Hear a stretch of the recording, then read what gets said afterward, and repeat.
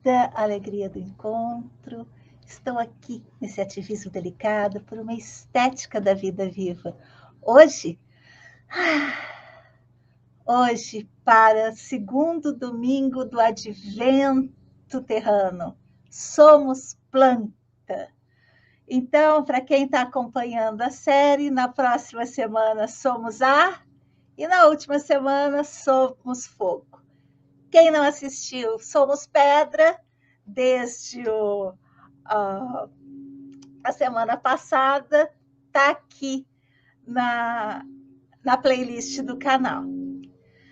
Muito bem, eu chamei também de Somos Água. Então, eu começo dizendo um motivo. Por que resolvi fazer esse advento? Até então, eu tinha feito o advento como um processo reflexivo pessoal. Né? Já é o quinto ou sexto, acho que já é o sexto ano que eu tenho feito o advento. E sempre é naquele questionamento. São aproveitando as datas que existem do calendário oficial, religioso ou não, aproveitar esse momento para também fazer um trabalho interior.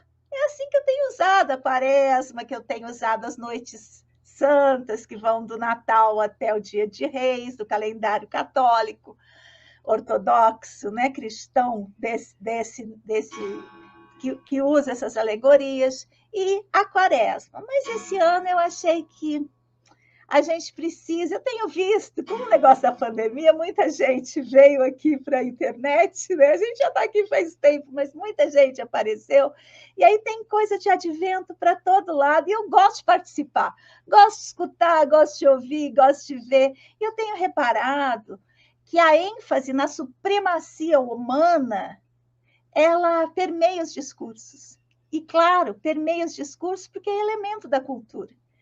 E aí, por Gaia, eu resolvi fazer esse advento terrano para que a gente ultrapasse isso, que é um dos cernes da tragédia social, ambiental que nós estamos inseridos. Achar que o humano é supremo. Tanta bobagem, né? Ai, gente. Então, quero agradecer primeiro à professora, doutora Débora Danowski, pela tradução do termo em inglês do Bruno Latour, né? Earthbound, para terrano. Então, olha só, uma escolha. Agora que eu vi que eu errei ali o sublinhado, mas o que eu fiz? Pela antroposofia, a gente faz esse ritmo do advento assim, reino mineral, reino vegetal, reino animal, reino nominal. Faz também terra, água, ar, fogo, pelos elementos. Ou pedra, planta, bicho, gente. Mas eu tô usando indistintamente essas definições, que são definições, claro, criadas. A teoria dos reinos, dos elementos, isso é coisa antiga. Tem civilizações que têm 5 elementos, outras têm 6. Não vamos entrar no mérito. Só queria dizer isso, por quê?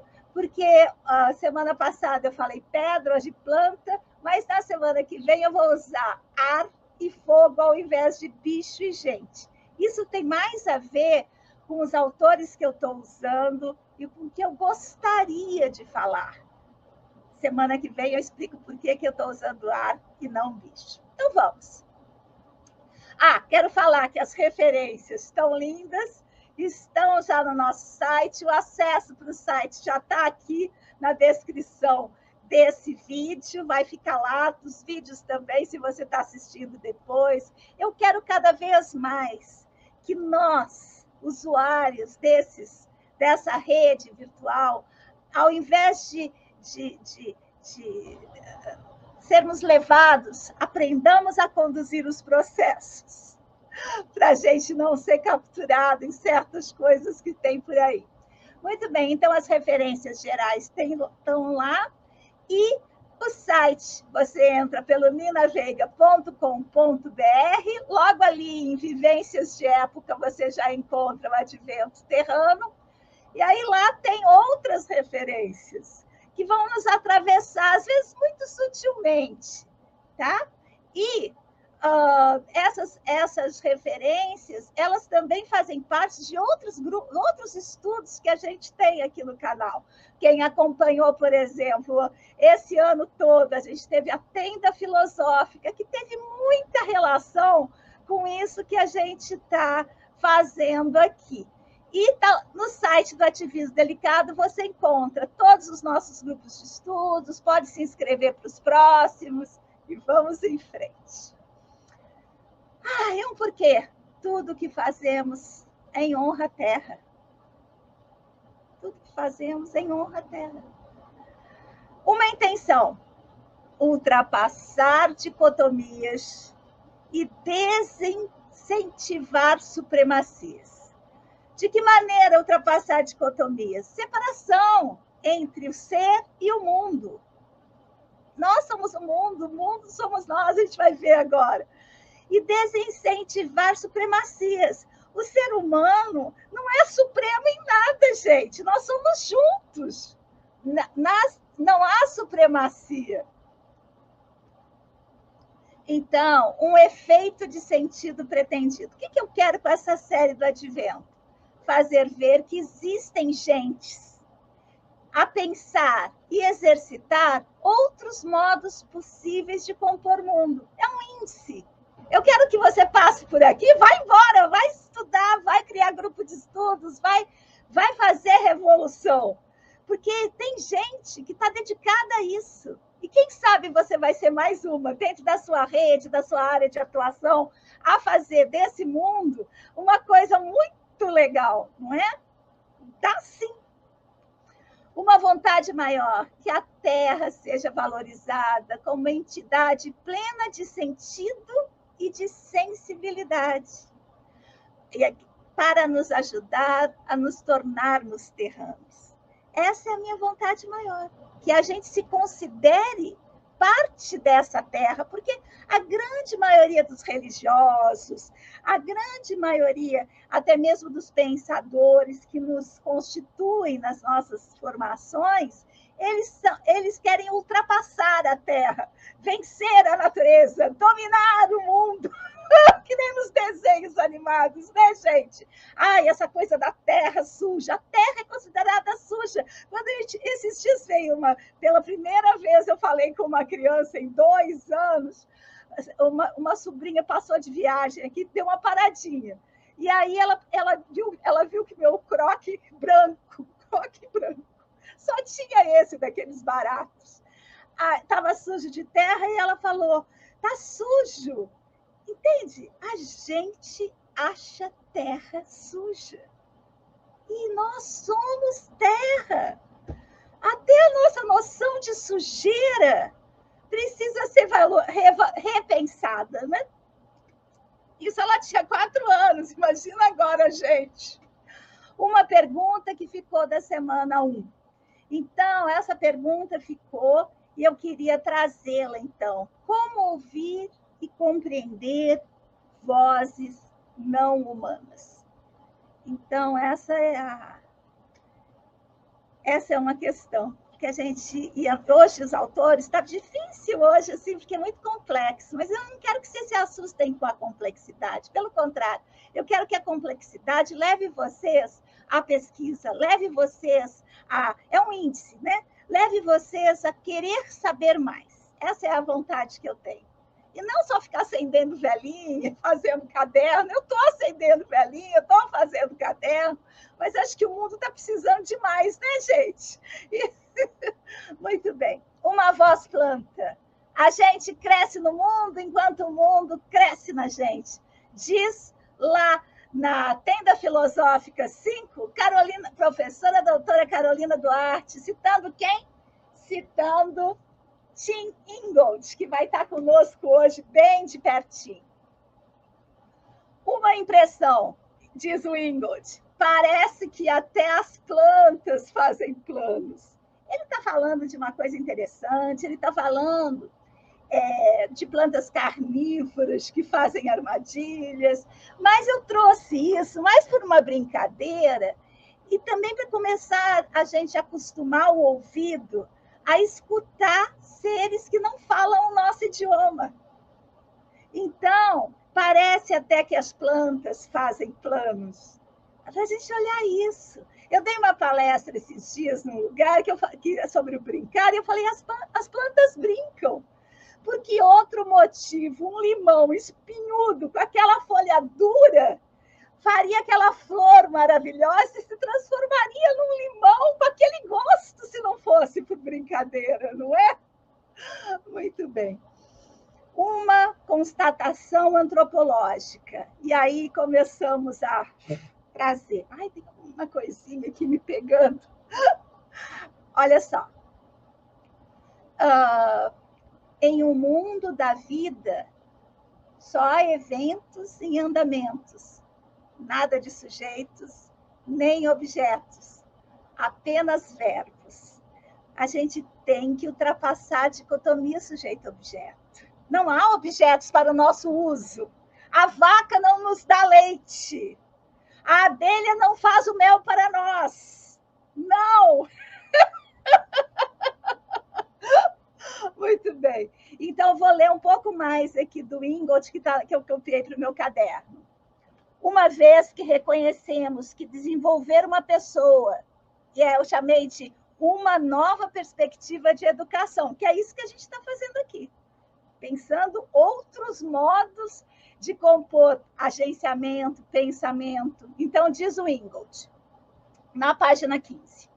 Uma vez que reconhecemos que desenvolver uma pessoa deve produzir não uma consciência fora do mundo, mas um ser completo em um mundo. É lindo isso. Então, é necessário reconhecer que nesse desenvolvimento também está a produção de tudo que permite a pessoa seguir sua vida. Tudo que você fizer, tudo, tem que pensar nisso.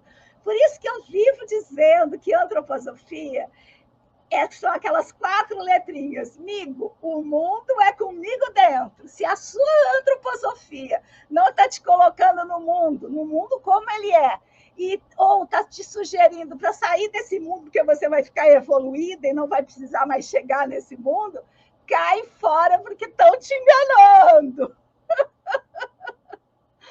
Seguindo. Olha só, permite a pessoa seguir sua vida, suas habilidades de percepção e ação, seu idioma, suas residências e instrumentos, suas instituições e assim por diante. E dessa maneira, toda divisão entre os respectivos domínios da subjetivação e da objetividade fica indefensável.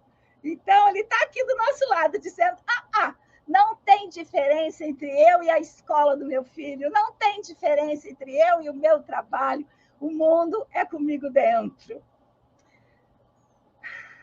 Uma questão política.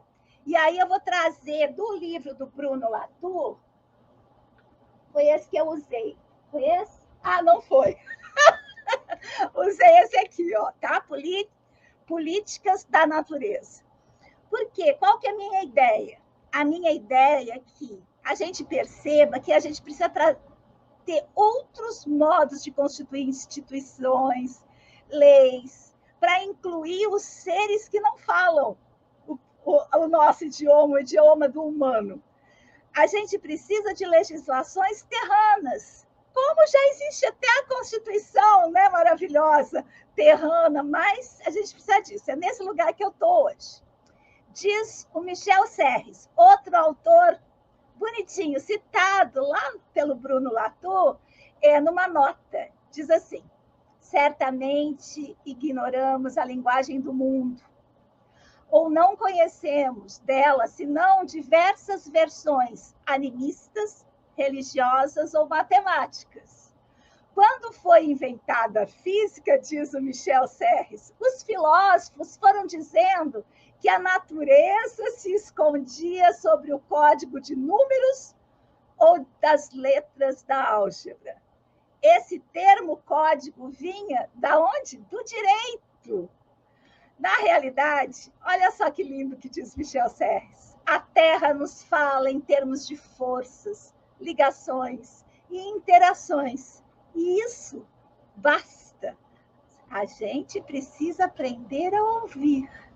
Essa é a intenção desse advento terrano de hoje. Que a gente se dispõe a começar a ouvir as plantas, ouvir os sinais, ouvir a natureza, ouvir. Muito bem. Uma filosofia política, diz o Bruno Latour, nesse livro que eu vou ler um pedacinho aqui para vocês. Porque o vago termo discussão, tomado do fracasso das assembleias humanas, serviria para redefinir a ecologia política. Olha que pergunta. Que diz respeito justamente a seres que não falam, que pertencem à natureza das coisas mudas. Então, por que a gente vai querer instituir uma ecologia política com discussão com uma montanha? É outro tipo de coisa. E ele continua dizendo assim.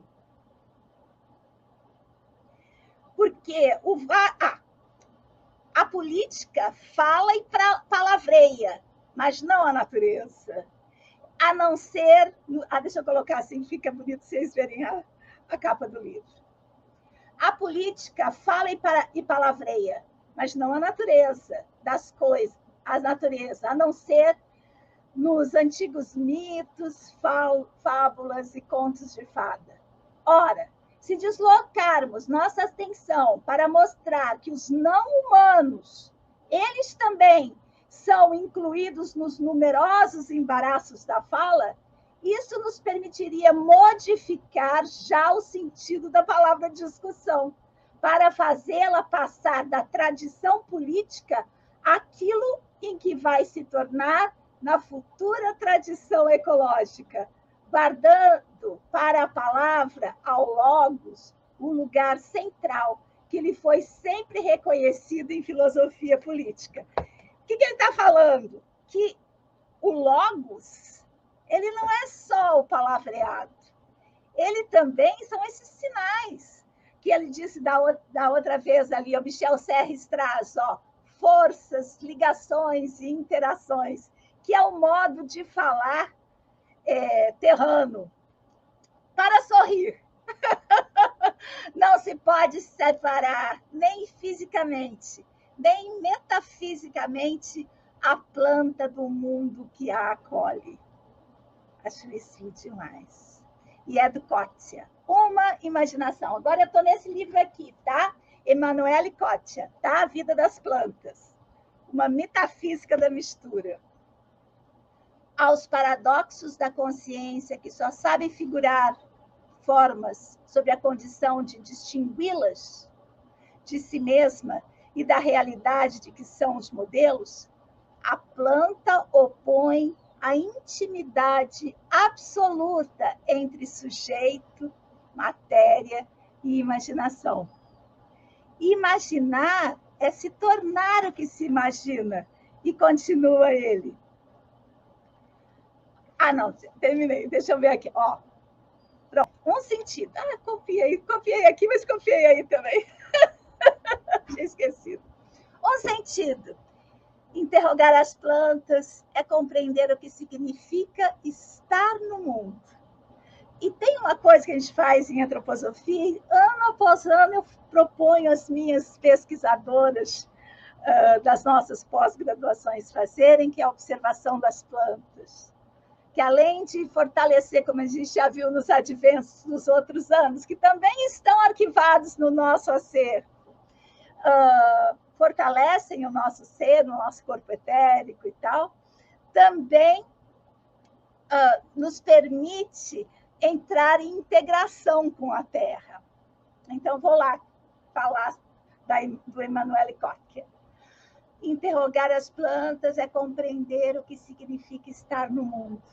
A planta encarna o laço mais íntimo e mais elementar que a vida pode estabelecer com o mundo. Nossa, eu acho isso de uma beleza. O inverso também é verdadeiro. Ela é o observatório mais puro para contemplar o mundo em sua totalidade, sob o sol, sob as nuvens, misturando-se à água e ao vento. Sua vida é uma interminável contemplação cósmica, sem dissociar os objetos e as substâncias. Ou, dito de outra forma, aceitando todas as nuances, até se fundir com o mundo, até coincidir com sua substância. Nunca poderemos compreender uma planta sem ter compreendido o que é o mundo. Gente, é de uma beleza. É uma professora a planta, de como a gente não fazer dicotomia nem supremacia. Aprendamos, aprendamos. Uma pergunta que fica para a próxima, para o nosso próximo encontro.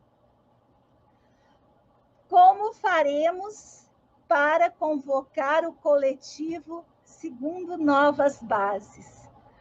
Essa tem sido a minha pergunta cotidiana. E vamos ver se os bichos e se o ar nos ensina algo para essa pergunta. Vamos ficar meditando sobre ela. Se alguém tiver alguma questão, lembrar de alguma coisa, escreve aqui nos comentários durante a semana, que eu estou sempre olhando. Como faremos para convocar o coletivo segundo novas bases? Bases terranas. Como? Como que eu posso dizer para vocês? Venham para a Terra! Vou agradecer aos autores. Muito bem, gente. Obrigada, viu? Até o próximo domingo do Advento Terrano.